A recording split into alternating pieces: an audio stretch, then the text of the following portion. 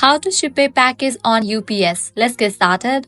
First, launch your preferred browser. Now in the search box, type in UPS. The front website links will appear. Navigate to this one, ups.com, open it. You will be directed to the official website of it. Now click on Login, provide your credentials and log in to your account. Once logged in, navigate to the option Shipping. Below that, you're gonna find the fun option. Head over to the option Create a Shipment. Now you have to fill out this form. Provide shipping details, service selection, payment, international, and the confirmation. So first, select the origin place, select the country, then provide full name or company name, contact name, email address, phone number, and then street address. Likewise, fill out the form for ship to, destination place. Provide all these details and scroll down.